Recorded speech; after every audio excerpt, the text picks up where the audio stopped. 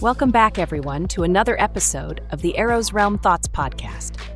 I'm Witch, your co-host for today's show, where we unpack the fascinating world of game development, one pixel at a time. And I'm Arrow. Today's topic is something really cool, something that speaks to the heart of how games evolve over time. We're talking about reimagining legacy assets. That's right. We're diving into the ongoing efforts by SCS Software to bring fresh life to older assets in Euro Truck Simulator 2 and American Truck Simulator.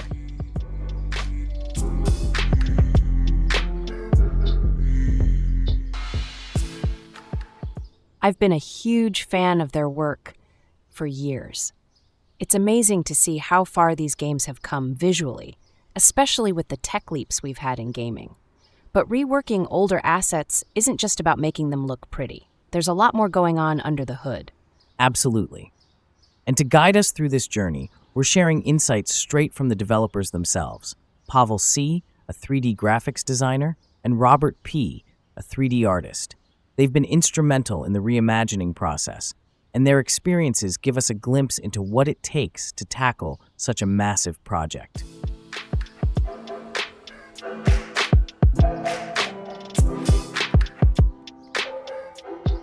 Let's start with the big question. Why reimagine legacy assets? Robert explained it perfectly when he said, many of the assets, although well-made, have started to show their age, especially those in use for nearly a decade. Exactly. Think about it. Back when ETS2 and ATS launched, gaming PCs weren't as powerful as they are now. Developers had to make compromises, lower poly counts, simpler textures, and so on. Over time, these assets start to look inconsistent with newer content.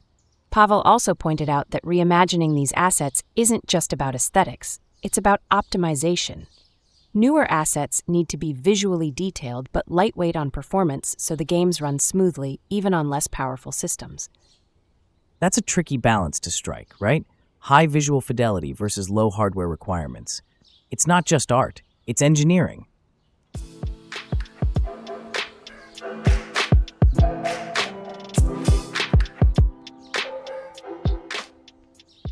Now let's dig into how the magic happens. Pavel and Robert broke it down step by step, starting with analyzing the old models. They prioritize which assets need attention, often focusing on those required for upcoming DLCs. And it's not just about picking the ugliest asset. Pavel explained that they consult with map designers to ensure the assets are practical and easy to integrate into the game world. It's a collaborative effort across teams. Then comes the fun part. Gathering references. They might research online, but for larger projects, they rely on the company's research department. Imagine trying to get every little detail right, down to how hay bales look in real life. And don't forget the tools. Robert shared that their primary software is Autodesk Maya, but they also use ZBrush for sculpting, Marmoset Toolbag for baking, and Adobe Substance Painter for texturing. These tools let them create assets that are more detailed and varied, while staying true to real-life references. One example that stood out to me was their work on custom depots.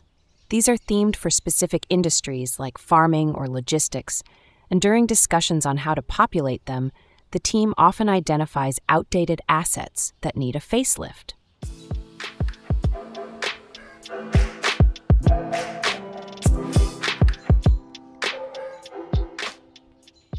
Of course, no project is without its challenges. Pavel mentioned one of the biggest hurdles is working with outdated workflows. Tools and techniques that were standard a few years ago are now obsolete. It's like trying to fix a modern car with tools from the 1980s. And let's not forget the balancing act of quality versus performance. They can't just crank up the detail and call it a day. Every asset goes through multiple iterations and performance tests to make sure it looks great, without slowing the game down. Robert also talked about the importance of maintaining consistency. When you're dealing with a mix of old and new assets, it's easy for the game world to feel disjointed. The team works hard to ensure everything fits together seamlessly.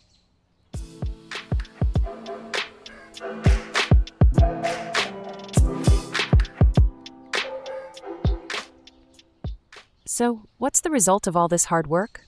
Players get a smoother, more immersive experience. Robert said it best. Modern tools and fewer limitations allow us to make new assets more detailed and varied, avoiding repetition while staying faithful to real-life references. That's huge. It's not just about making the game look good. It's about creating an environment that feels alive and realistic. Every little detail, from the textures to the geometry, adds to the immersion. Pavel also mentioned that even if you don't buy the newest DLCs, you'll still benefit from these updates. Older areas of the map are getting reskinned and redesigned using these new assets.